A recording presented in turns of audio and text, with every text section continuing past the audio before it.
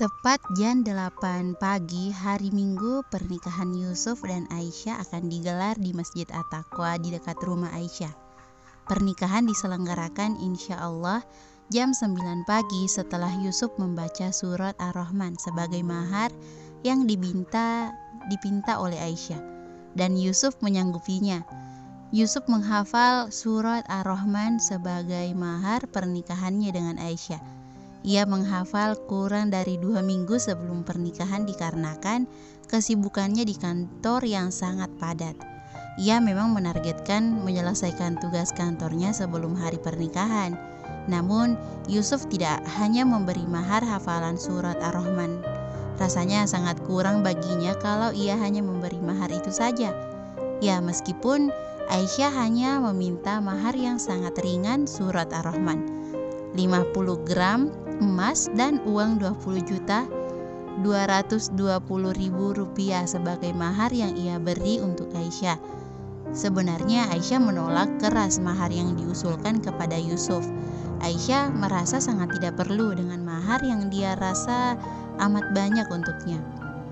Aisyah sangat ingin mahar untuk pernikahannya yang sederhana saja, dan Yusuf yang mau menghafal surah yang paling ia cintai di Al-Quran Ar-Rahman.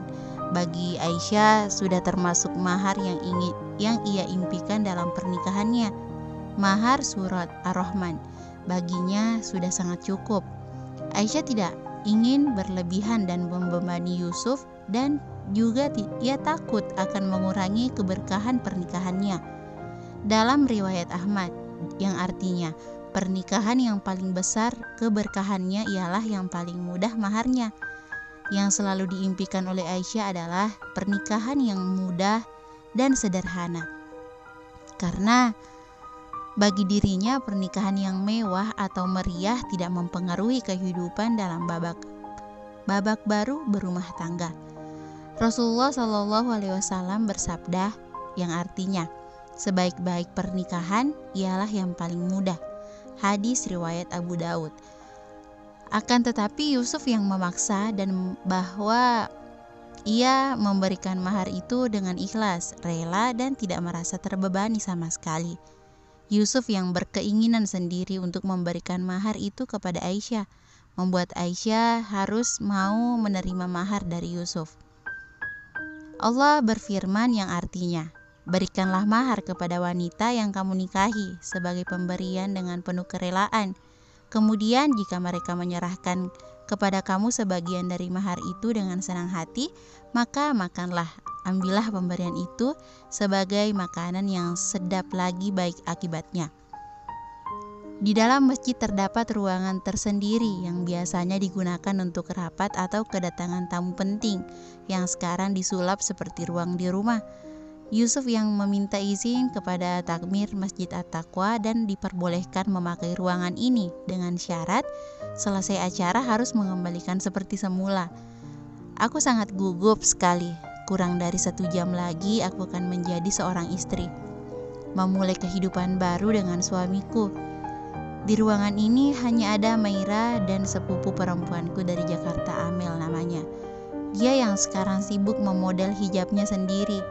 Umiku sedang di luar ruangan ini. Beliau mungkin masih disibukkan menjamu saudara-saudaraku yang datang dari luar kota. Ica, aku gak nyangka banget kamu setelah lulus SMA malah nikah. Padahal kita sudah berencana menikah bareng saat umur 21. Maira yang dari tadi di sampingku memelukku dengan haru. Takdir Allah, Mei. Kita hanya bisa berencana dan Allah berhak menentukan yang terbaik untuk setiap umatnya. Mungkin sekarang yang terbaik untukku.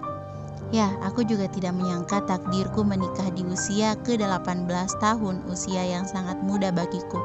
Tapi aku yakin aku akan sanggup untuk menjalani kehidupan baruku sebagai seorang istri. Maira mengeratkan pelukannya kepadaku. Ca, nanti kalau kamu sudah menikah, pasti kita bakal jarang sama-sama terus. Terus aku sama siapa? Kamu kan satu-satunya teman terdekatku. Memang benar sih, aku setelah menikah bakal punya tanggung jawab sebagai seorang istri, tapi Kita kan masih setiap hari bertemu di kampus. Terus juga kamu bisa curhat tentang kamu yang sering banget bermimpi dilamar terus nikah. Ucapku dengan nada bergurau dan menoel-noel bahu Maira.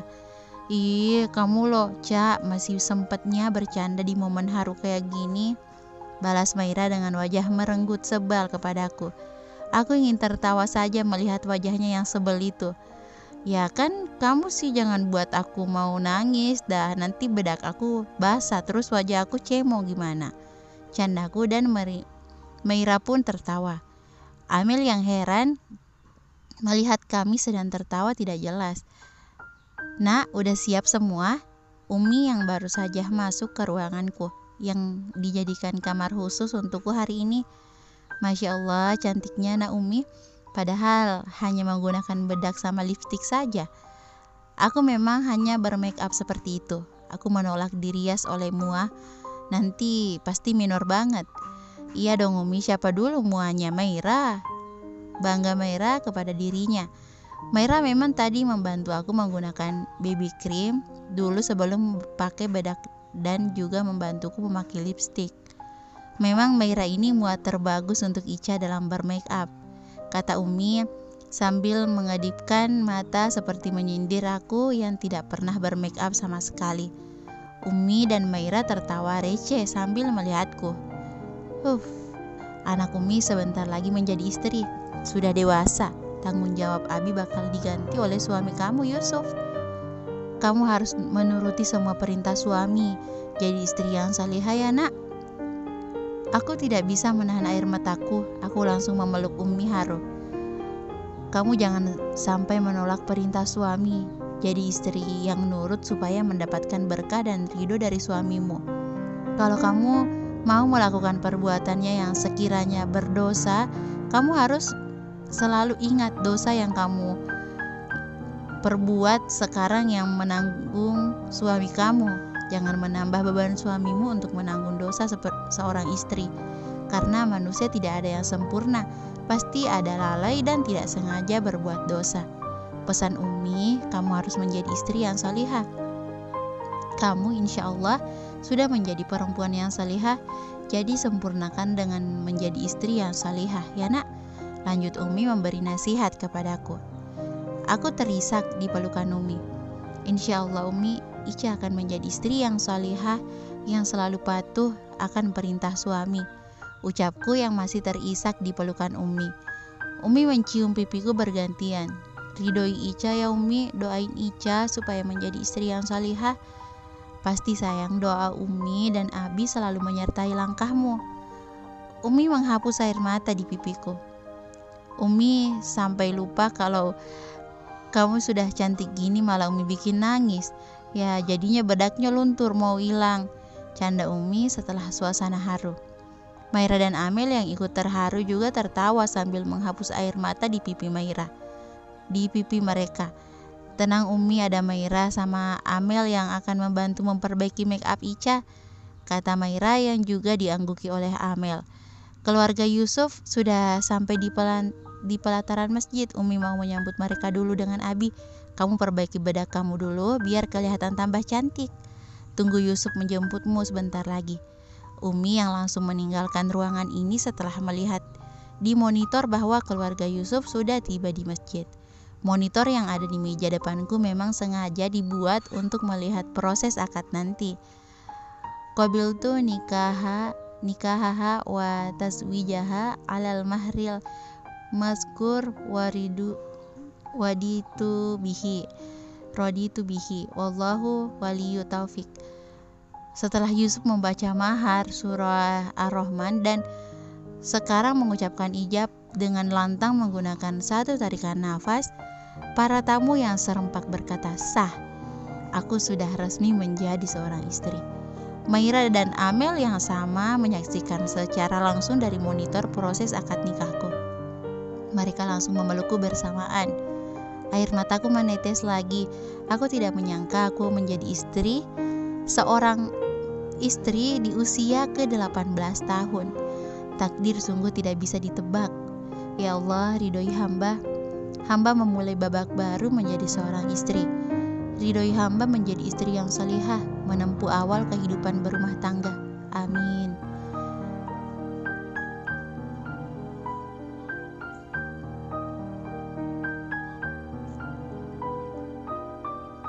Kendati Nabi Muhammad SAW sangat mencintai Aisyah, namun cinta beliau kepada Siti Khadijah pada hakikatnya melebihi cintanya beliau kepada Aisyah. Bahkan cinta itu melebihi semua cinta yang dikenal umat manusia terhadap lawan jenisnya. Sementara hikayat tentang cinta seperti Romeo dan Juliet, Lailah dan Majnun tidak teruji melalui kehidupan bersama mereka sebagai suami istri. Karena itu, sekali lagi dikatakan bahwa cinta Rasulullah SAW kepada Khadijah adalah puncak cinta yang diperankan oleh seorang laki-laki kepada perempuan dan sebaliknya. Sangat besar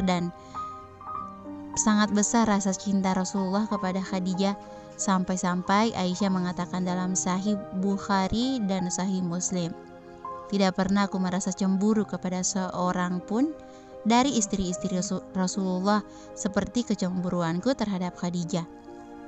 Padahal aku tidak pernah melihatnya, tetapi Rasulullah seringkali menyebut-nyebutnya. Jika ia memotong seekor kambing, ia potong-potong dagingnya dan mengirimkannya kepada sahabat-sahabat Khadijah. Maka aku pun berkata kepadanya, sepertinya tidak ada wanita lain di dunia ini selain Khadijah. Maka berkatalah Rasulullah, ya begitulah ia. Dan darinya lah aku mendapatkan anak." Dalam suatu riwayat dikisahkan suatu saat Aisyah merasa cemburu, lalu berkata, "Bukankah ia Khadijah hanya seorang wanita tua dan Allah telah memberi gantinya untukmu yang lebih baik darinya?" Maksud Aisyah yang menggantikan Khadijah adalah dirinya. Maka beliau pun marah sampai berguncang rambut depannya. Lalu beliau bersabda, "Demi Allah, ia tidak memberikan ganti untukku yang lebih baik darinya. Khadijah telah beriman kepadaku ketika orang-orang masih kufur. Ia membenarkanku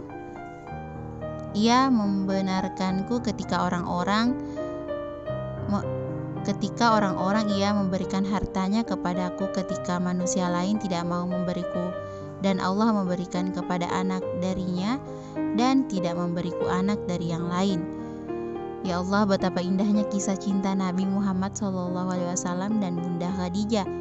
Kisah cinta yang abadi, kisah cinta yang bagiku sangatlah romantis. Bukan karena perebutan harta dan tahta, melainkan perjuangan dan ketulusan cinta. Apakah aku bisa memperoleh cinta yang tulus dan sejati? Aku menikah bukan karena cinta, tapi aku yakin cinta akan tumbuh seiring berjalannya waktu. Tok tok tok. Astagfirullah, aku telah hanyut dengan mengenang kisah cinta baginda Rasulullah SAW dan istri pertamanya Bunda Khadijah. Setelah Maira dan Amel keluar dari ruangan ini selepas akad nikah, aku melihat dari monitor Yusuf yang berjalan menjemputku di sini. Apakah aku terlalu lama melamun sampai aku hampir lupa Yusuf yang sudah ada di depan pintu? Sudah berapa lama ia menunggu di luar pintu? Tok tok tok. Pintu terketuk lagi. "Iya, maaf sebentar." Aku bergegas berjalan ke arah pintu membukakan pintu untuk Yusuf, suamiku. 10 menit 30 detik yang menunggu. Saya menunggu kamu membukakan pintu. Sedang apa kamu di dalam? Pintu yang saya ketuk berulang kali tidak kamu dengar. Subhanallah, ini ucapan terpanjang Yusuf selama berbicara kepadaku. Aku sangat merasa bersalah membuatnya menunggu lama. "Maaf," ucapku lirih dengan mata tertunduk merasa bersalah. Tangan kanannya memegang kepalaku yang tertunduk membelai kepalaku dengan kelembutan. "Allahumma inni as'aluka min khairiha wa khairi ma jabaltaha alaih, wa a'udzu bika min syarriha wa syarri ma jabaltaha alaih." Yusuf berdoa tepat di ubun-ubun kepalaku. Dia membelai kepalaku lembut, berdoa untuk kebaikan dan menghindari dari segala kejelekan dan kejahatan di muka bumi. Sebagaimana yang disabdakan oleh Rasulullah SAW berikut ini. Apabila salah seorang dari kamu menikah menikahi wanita atau membeli seorang budak, maka peganglah ubun-ubunnya lalu bacalah basmalah serta doakanlah dengan doa berkah seraya mengucapkan, "Ya Allah, aku memohon kebaikannya dan kebaikan tabiat yang ia bawa, dan aku berlindung dari kejelekannya dan kejelekan tabiat yang ia bawa." Hadis riwayat Bukhari. Air mataku menetes. Kenapa hari ini aku sangat menjadi begitu cengeng sekali? Yusuf mengangkat daguku menghapus air mata di pipiku. Ya Allah, dia lelaki pertama menyentuh pipiku selain Abi. Dia mengarahkan tangannya untuk kucium. Aku akan menyambut tangan dari Yusuf, tapi tanganku rasanya kaku. Saat tangan ini akan sampai memegang tangan Yusuf, aku menariknya lagi. Aku tidak pernah bersentuhan tangan dengan laki-laki selain dengan Abi. Aku tidak tahu, aku malu. Nyatanya dia sekarang suamiku. Dia mahramku. Yusuf menyambut tanganku yang sudah dikutarik. Ia memegang tanganku yang gemetar. Dengan niat dalam hati dan ragu-ragu, aku mencium tangannya untuk pertama kali dan di depan pintu. Dia tersenyum tipis kepadaku. Ya Allah, aku malu. Untung di sini hanya ada kami berdua. Boleh saya masuk ke dalam? Tanya Yusuf, memecah keheningan beberapa menit yang dibuat olehku. Untuk apa? Aku malah bertanya balik. Kita harus menunaikan sholat sunnah setelah akad nikah. Aku langsung menganggukkan kepala mempersilahkan Yusuf untuk masuk. Di sini ada tempat wudhu kan? Tanya Yusuf. Iya, ada di dalam kamar mandi, jawabku dengan gugup. Kamu wudhu dulu, setelah itu saya, ajak Yusuf. Aku langsung bergegas ke kamar mandi untuk berwudhu. Untung saja gamisku yang tidak terlalu rumit dan biasa saja mempermudahku untuk berwudhu.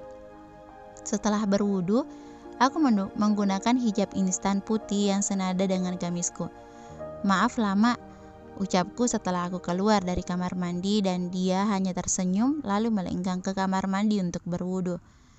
Yusuf menggelar 2 sajadahnya untukku dan untuk dirinya. Aku langsung berdiri di belakangnya. Kami menunaikan sholat sunnah setelah akad pernikahan. Abdullah bin Mas'ud pernah mengatakan kepada seseorang yang baru menikah, kalau istrimu datang menghampirimu, maka perintahkanlah dia sholat 2 rakaat di belakangmu. Hadis riwayat Abu Bakar bin Abi Syaibah. Selepas sholat, Yusuf menghadap ke arahku. Aku mencium tangannya lagi, dan dia mencium keningku lembut. Mataku terbelalak, bagaimana ini? Aku dan Yusuf sudah membuat banyak tamu menunggu di luar. Aku langsung berdiri dan melihat ke arah monitor yang sudah mati. Hah? Siapa yang mematikan monitor?